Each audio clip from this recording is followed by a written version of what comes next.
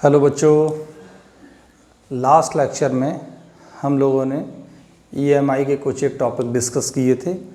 अब हम इस वीकेंड में प्रैक्टिकल स्टार्ट करने जा रहे हैं। तो हर एक प्रैक्टिकल को हम दो पार्ट में फिनिश करने की कोशिश करेंगे। एक पार्ट में हम उसका एक्सपेरिमेंटल इंट्रोडक्शन पढ़ेंगे, उसकी सर्किट डायग्राम की डिटेल पढ़ेंगे, उस प्रैक्टिकल को कैसे परफॉर्म करना है वो पढ़ेंगे। उसके बाद उसको लैब में हम परफॉर्म करेंगे। तो इसके लिए आपको क्या करना होगा, जब मैं इंट्रोडक्शन किसी भी एक्सपेरिमेंट का कंप्लीट करूँगा तो उसको आपको अपने लैब मैनुअल में जाकर पढ़ना होगा। तो एक सबसे पहले तो ये है कि एक आप लैब मैनुअल ख़रीद लीजिए। और लैब मैनुअल मैं पहले भी कई बार बता चुका हूँ, कॉम्प्रिहेंसिव का लैब मैनुअल ले लीजिए। उसमें वाइवा बुक भी इंक्लूड होती है और ठीक है, अच्छी बुक है कॉम्प्रिहेंसिव की। तो कॉम्प्रिहेंसिव की बुक मार्केट में अवेलेबल होगी, आप ख़रीद लें, उससे आपको बहुत मदद मिलेगी। एक्सपेरिमेंट की कोई भी सच जो है कोई बुक कन्फाइंड बुक एनसीईआरटी की जो है वो साइट पर मिलेगी, लेकिन फिर भी इसमें आपको बहुत इजी तरीके से अच्छे से समझ में आ जाएगा। तो कॉम्प्रिहेंसिव की बुक परचेज़ करेंगे। उसके बाद क्या करना है और मुझे फॉलो करना है। क्या करना है, जब आप ये जो एक्सपेरिमेंटल डिटेल जो मैं एक्सप्लेन करने जा रहा हूँ, इसको आपको अच्छे से यहाँ पर समझना है, नोट करना है। उसके बाद लैब मैनुअल में जाकर उसको पढ़ना है। फिर सेकंड स्टेप में वही एक्सपेरिमेंट हम जब लैब में परफॉर्म करेंगे तो आपको समझ में आएगा। अगर मैं डायरेक्टली एक्सपेरिमेंट परफॉर्म करूँगा तो आपको समझ में नहीं आएगा, क्योंकि आप फिज़िकली लैब में नहीं होंगे। इसलिए मैं पहले क्या करूँगा, कोशिश करूँगा कि हर एक एक्सपेरिमेंट का इंट्रोडक्शन जो है वो आपको अच्छे से एक्सप्लेन करूँ। उसके बाद उससे रिलेटेड एक एनिमेटेड वीडियो अपलोड करूँगा मैं।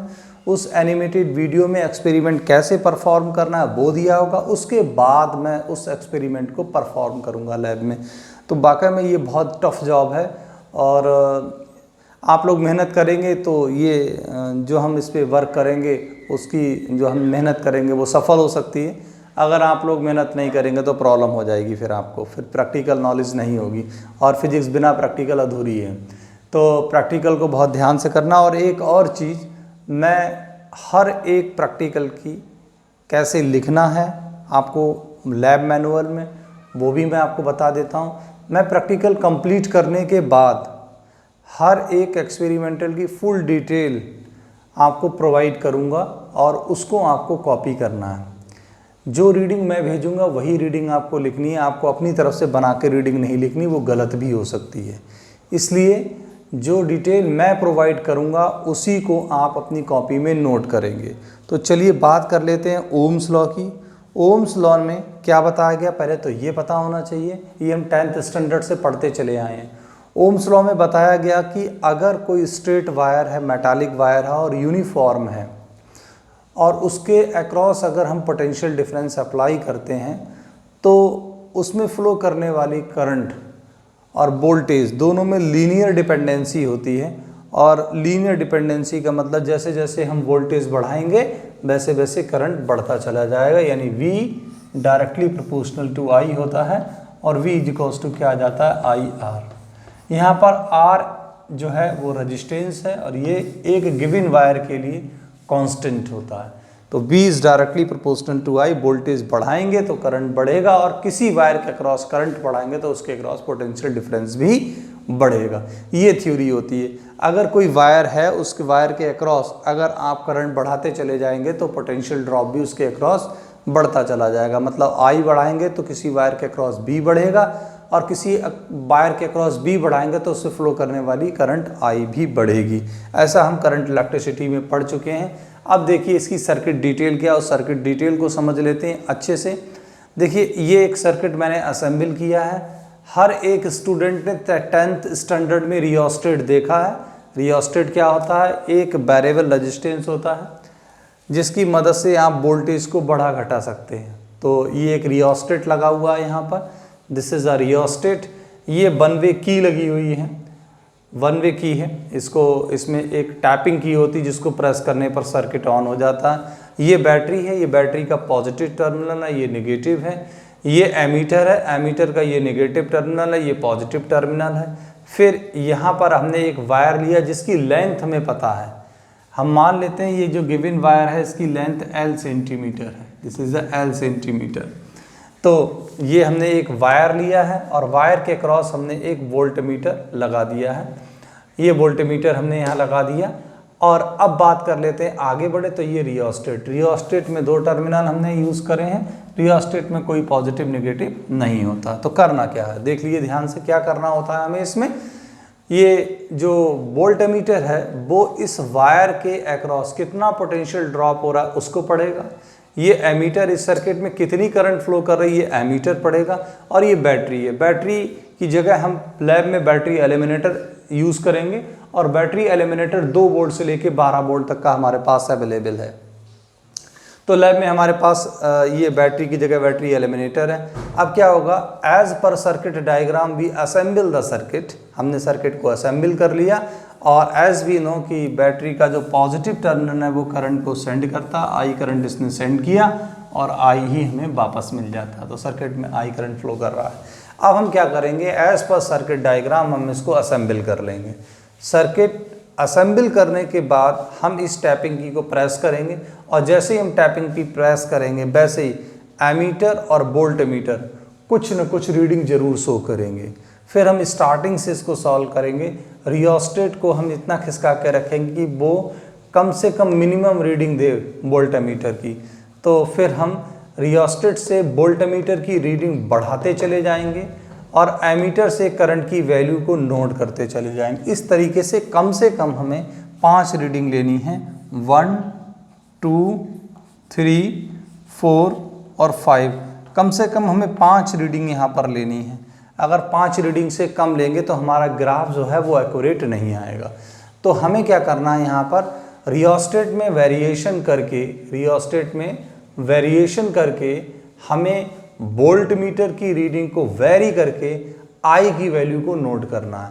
तो जिस रेशियो में हम वोल्टमीटर की रीडिंग को बढ़ाएंगे उसी रेशियो में करंट की वैल्यू बढ़ती चली जाए, क्योंकि दोनों में लीनियर डिपेंडेंसी होती है। तो V is directly proportional to क्या होता है, I।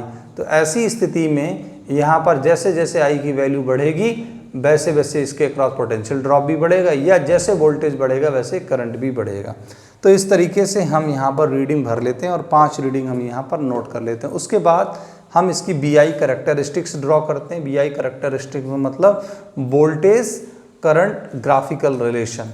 तो इसको हम ड्रॉ करेंगे तो ये हमें एक स्ट्रेट लाइन मिलेगी और ये स्ट्रेट लाइन इस बात को बताएगी कि वोल्टेज और करंट में लीनियर डिपेंडेंसी, जैसे जैसे वोल्टेज बढ़ा रहे हैं वैसे वैसे करंट बढ़ती चली जा रही। अब इस ग्राफ का सिग्निफिकेंस क्या है, तो इस ग्राफ का सिग्निफिकेंस ये कि इस ग्राफ की मदद से हम इस वाले वायर का रेजिस्टेंस फाइंड आउट कर सकते हैं। तो सिग्निफिकेंस ये है कि अगर हम इस ग्राफ का स्लोप का रेसिप्रोकल निकालें तो हमें R = 1/, स्लोप यानी रेसिप्रोकल, तो ये डेल्टा यहाँ पे हम जब स्लोप निकालेंगे तो डेल्टा I/डेल्टा B आएगा, तो R की वैल्यू डेल्टा V/डेल्टा I आएगी। इस तरीके से हम यहाँ से स्लोप से क्या कर सकते हैं, रेजिस्टेंस फाइंड आउट कर सकते हैं, जो कि हमें ओम में मिलेगा। यहाँ पर हमें 5 रीडिंग मिलेंगी और इन 5 रीडिंग का रेशियो भी हम निकाल सकते हैं, तो हमें रेजिस्टेंस मिल जाएगा, उसका मीन निकाल लेंगे। अब यहाँ पर क्या होगा, यहाँ पर हमें resistance per unit length find out करना है। तो रेजिस्टेंस पर यूनिट लेंथ जब हम फाइंड आउट करेंगे तो ये जो L है और ये जो R कैलकुलेट होकर आया है, तो रेजिस्टेंस पर यूनिट लेंथ यानी R/L, R/L हम यहाँ निकाल सकते हैं। Resistance per unit length, resistance per unit length, तो ये आ जाएगा हमारा R/L, जो कि ये ओम में, ये सेंटीमीटर में, तो इसका यूनिट होगा ओम पर सेंटीमीटर। तो इस तरीके से हम इसका रेजिस्टेंस भी निकाल सकते हैं। डियर स्टूडेंट, हम स्पेसिफिक रेजिस्टेंस भी निकाल सकते हैं। हमारे पास स्पेसिफिक रेजिस्टेंस निकालने के लिए स्क्रू गॉज होना चाहिए और 11th में हम स्क्रू गॉज का यूज़ पढ़ चुके हैं। मान लीजिए ये हमने जो वायर यूज़ किया है ये इस तरीके से एक लीनियर वायर है, तो हम इस वायर का डायमीटर हम स्क्रू गॉज की हेल्प से निकाल सकते हैं, D, जो कि R/2 होगा।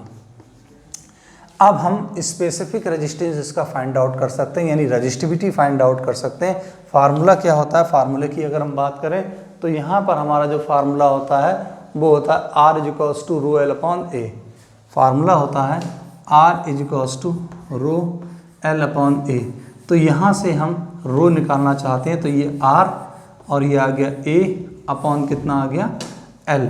तो देखिए रेजिस्टेंस हम फाइंड आउट कर चुके हैं और एरिया होगा पाई R स्क्वायर, वायर का क्रॉस सेक्शनल एरिया। हम यहाँ पर A की वैल्यू प्लेस कर देंगे तो रो इज इक्वल्स टू कितना आ जाएगा R पाई R स्क्वायर अपॉन, और ये कितना आ जाएगा L, और L हम पहले से ही जानते, तो यहाँ से हमें रजिस्टिविटी भी पता चल जाएगी।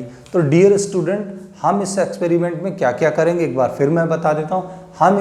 हम इस एक्सपेरिमेंट में किसी गिवन वायर का रेजिस्टेंस फाइंड आउट करेंगे, हम उसका resistance per unit length find out करेंगे, हम ओम्स लॉ को वेरीफाई करेंगे VI कैरेक्टरिस्टिक्स ड्रॉ करके, उसके बाद हम रजिस्टिविटी को भी फाइंड आउट करेंगे। तो इतनी सारी चीज़ें हम इस एक्सपेरिमेंट में परफॉर्म करने वाले हैं। अब नेक्स्ट जो लेक्चर मेरा होगा वो बहुत ही इंटरेस्टिंग होगा, उसमें हम ये सब चीज़ें लेबोरेटरी में करके देखेंगे। इससे पहले डियर स्टूडेंट, अगर आप ये चाहते हैं कि आपको हर एक एक्सपेरिमेंट अच्छे से समझ में आए, तो आपको ये करना होगा कि जो मैंने डिटेल आपको के साथ में ये शेयर करी है, इसको अच्छे से नोट करें और अपने लैब मैनुअल से इसकी प्री रीडिंग करके रखें। जिस दिन आपका मैं एक्सपेरिमेंट परफॉर्म करूँगा लैब में, उस दिन आपको एक्सपेरिमेंट के बारे में सब कुछ आना चाहिए। मैं अपनी तरफ से पूरा प्रयास करूंगा कि आपको हर एक एक्सपेरिमेंट समझ में आए। कोशिश करूंगा उसकी कोई एनिमेटेड वीडियो भी डालूं, हो सकता है एनिमेटेड वीडियो को देखने के बाद आपको बहुत अच्छा समझ में आ जाए। तो डियर स्टूडेंट, प्लीज़ इसको बहुत सीरियसली लेना, क्योंकि एक्सपेरिमेंट एक ऐसी चीज़ है जो लाइव होती है तभी बहुत अच्छे से समझ में आती है। मैं कोशिश करूँगा कि बिल्कुल लाइव की तरह ही आपको एक्सप्लेन करूँ, जिससे आपके कोई भी डाउट ना रहे। Thank you so much.